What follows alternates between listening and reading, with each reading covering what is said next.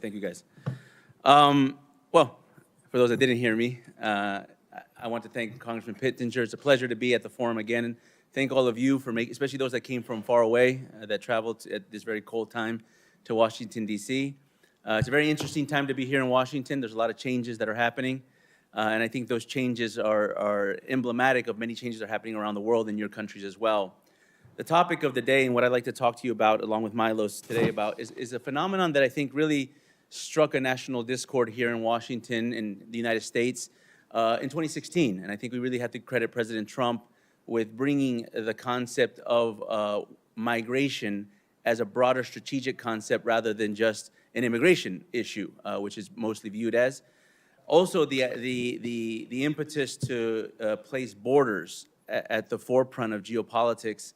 And we now know this very tried and true, especially with what's happening in Ukraine and what's happening in Israel, that borders are more than just lines on a map, that they represent the identity and the sovereignty of your nations. And I think many of the nations that are represented here today will understand that very well. And so what I'm going to try to do for the next 10 minutes or so is I'm going to try to give you my experience at what I had done studying this concept of weaponized migration, both from the field in terms of looking at it here in our hemisphere, and then leaving you with a concept that I think applies to this phenomenon that we've been seeing since, well, we've been seeing it for a long time, but fundamentally haven't really been talking about it since, I think, about 2016.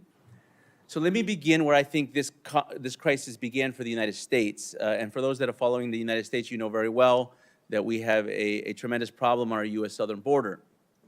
That problem has manifested itself into a multidimensional crisis that includes drug traffickers, cartels, gangs, terrorists, but also includes malign state actors that are looking to exacerbate the situation towards geopolitical ends. So I'm going to go to where I consider the beginning of this crisis for the United States. You can go further back, but I think 2018, October 2018 in particular, was a starting point to really start to understand this. And I was in a country in Central America when this began. I was in Guatemala. I don't know if we have any representatives from Guatemala here today, but for those that are from Guatemala or from Latin America, you remember this time very well, October 2018, because this is when the phenomenon of Central American caravans began. And so I was in Guatemala for a completely different reason. I was in Guatemala because I was training the Guatemalan military on counterterrorism, and I was doing a seminar. And I got a call from a very high-ranking cabinet official in Guatemala, who basically called me and said, Joseph, there's a problem. And I could see the problem on TV, basically from the period of October 7th, 2018 to October 12th, in a period of 5 days. There were initially 180 migrants from Honduras that ballooned up to 7,000 in 5 days. So we went from 180 to 7,000 coming from one city in Honduras, San Pedro Sula, and were migrating through Guatemala on their way to the United States. And as I said, I see the problem, very clear. It's on the news. He said, oh, no, the problem we have is not necessarily, we're analyzing it, we're dealing with the migrant issue. The problem we're having is with the media, that we're telling the media this is not organic, this is not normal, that we deal with illegal migration all the time, but this is different. But the media didn't want to hear that. The media had a narrative already, a narrative that this was a humanitarian challenge, the poor migrants, and that they didn't necessarily think that this was any strategic elements or geopolitical elements involved. Matter of fact, they consider that to be a conspiracy theory. So I said, what can I do to help? They said, well, we'd like you to, you speak to the media, you go on interviews in the press. Can you take a look at this? We'll facilitate it, but you use your own research lens and take a look at this, and then talk to them and tell them what you see. And so I did. And so for the period of about a week, I traversed with the Central American caravans in Guatemala, embedding myself with the caravan, and moved from the Honduran-Guatemalan port of entry called Aguascalientes to the Guatemalan-Mexican port of entry called Tecunuman. And I basically observed the migrant caravan from up close. And I'll tell you what I saw. I'll skip to the bottom line up front. Two things stood out to me. The first was the route, because they did not choose the shortest geographic distance from point A to point B, which is actually along the Caribbean, nor did they choose the fastest way to get across the country, which would have been the Pan American Highway.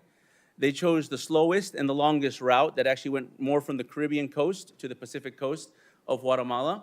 But why did they choose that route? They chose that route because there were already NGOs that had developed infrastructure to attend to thousands of migrants. So that whole adage of build it and they will come, well, it was built. So that's the way that they went. And so I have to be very careful how I say this, because I think most of the NGOs that I encountered during this time were doing what they said they were doing. They were doing migrant humanitarian work. They had a humanitarian mission. But there were select NGOs, very specific ones, one of which I'll name, that weren't doing humanitarian work, but were doing political work. One in particular, his name is in Spanish, Pueblos Sin Fronteras, it's Spanish for people without borders, that was essentially indoctrinating the migrants, giving them scripts to read on television, setting WhatsApp groups to organize the migrants almost like military convoys with advanced parties, main bodies, and rear bodies, and facilitating the movement of extracontinental migrants that we don't know who they really were, from Africa, Middle East, and other parts of the world. And when I started to dig into this NGO, Pueblos Sin Fronteras, I found out that they were financed by the government of Venezuela. So that's really the kicker here. So what does the government of Venezuela care about migrant caravans? What do they care about Guatemala, or much less the US southern border? And what I came to find was that this was an element of what we call strategic engineered migration, and that's the concept I want to leave you with here today. Strategic engineered migration, which is a more academic term for weaponized migration, is actually a concept that's not new, and in fact, it has been documented of 81 instances have been used since 1951 in the UN Refugee Convention. So once asylum started to become a legal concept, we started to see countries use this. It's loosely defined as basically a method of coercion. So when state and non-state actors catalyze, manipulate, and/or induce mass migration to achieve political and geopolitical ends. And as I said, they've been documented, these academics from the Northeast have documented at least 81 instances that has been used by smaller countries as an act of coercion against larger nation states. You might want to think about it as a poor country's maximum pressure that can't issue sanctions, can't really engage in economic influence. And so where my work has then evolved from looking at this from the lens of my field experience to academia, then to taking this into real time and broadening the aperture, where I would call from coerced engineered migration to strategic engineered migration, was in 2021, and it was actually in Europe, for those that come from the European countries.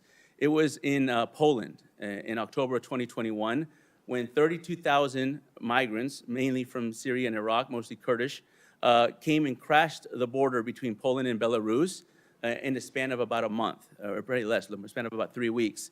And when we digged into this case, what we found out was it was a very interesting method by the dictator of Belarus, Lukashenko, who essentially threatened to do this months prior. And then when he carried this out, he essentially created a logistical apparatus where he called the Iranians to set up a direct flight between Baghdad and Iraq to Minsk to create the shuttle, called Erdogan in Turkey to set up NGOs, basically overnight travel NGOs, travel agencies that were facilitating the movement of the migrants, and then called Vladimir Putin to use the disinformation networks to start to delegitimize border security as a crime against humanity.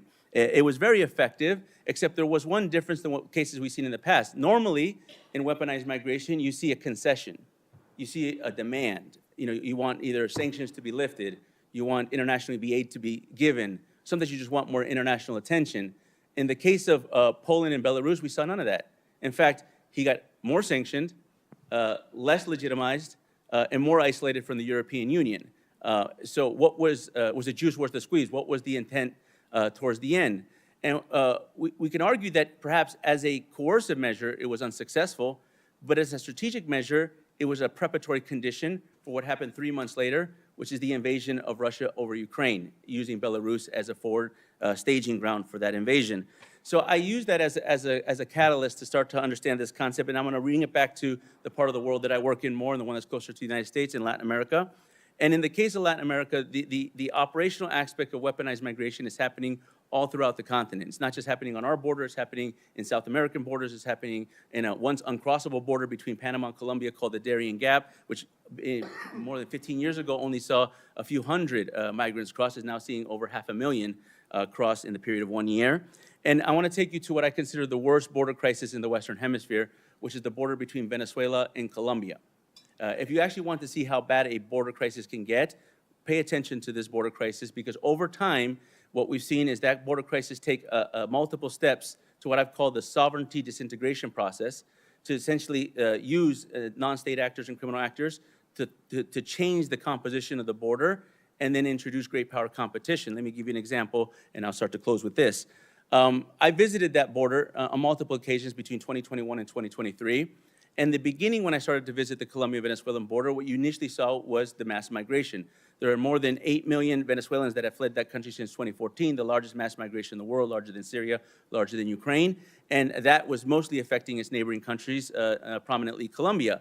So that created a humanitarian crisis. With the humanitarian crisis, taxed the capacity of the Colombian armed forces that were dealing with the immigration and the border, which fundamentally created spaces for transnational criminal organizations to occupy border towns. This probably story sounds familiar to many of your countries. And so what you saw once the criminal organizations started to occupy border towns is you saw a tremendous uptick in crime and violence. In fact, you would, in many cases when I would visit, they would kidnap a Colombian colonel on one side of the border in the Colombia, traffic him across the border into Venezuela, murder him, and then dump his dead body on the river that separated the two countries. So this became a very untenable lens of crime and violence. But the last time I visited the border, what I really saw wasn't so much, I saw that, but now that's concerning enough. But what really concerned me is I saw Russian mobile radar systems. I saw the PAT mobile radars, the same radars they use in Ukraine, traveling through the border and basically sucking up the communications of the Colombian armed forces, who did complain about this. I saw Iranian reconnaissance drones doing low-level overflights and moving into Colombian airspace with a dispute about where that airspace begins and where that airspace ends, because as we know, controlled airspace begins approximately about 700 feet and above. Below that, it's kind of a gray zone. I saw a Chinese satellite tracking station based out of a military base in a state of Guárico, Venezuela, that was essentially orbiting specifically satellites around this border. What I saw was great power competition start to impose itself on a border after that border became overrun by criminal organizations. And what I want to leave you with, to give time to Milos, who's going to break down a little bit the legal concepts on this, is to understand migration and weaponized migration as something that's beyond immigration itself. That's beyond simply the legal concepts of what is illegal and legal migration, and even beyond just what is criminality, as you would think, in cartels and gangs and other type of illicit organizations. We have to start thinking of immigration and mass migration in particular as a means and a tool of warfare. And when we talk about asymmetric warfare, it's essentially the use of non-state actors to achieve your political ends. Warfare in itself is very simple in all its complexity. It's simply compulsion. If I could compel my adversary to bend to my will, I win the war. And mass migration has proven to be a very strong method of compelling adversaries, and in this turn, compelling our adversaries to basically pressure our sovereign democratic nations to bend to their will. Thank you very much, and I look forward to the questions.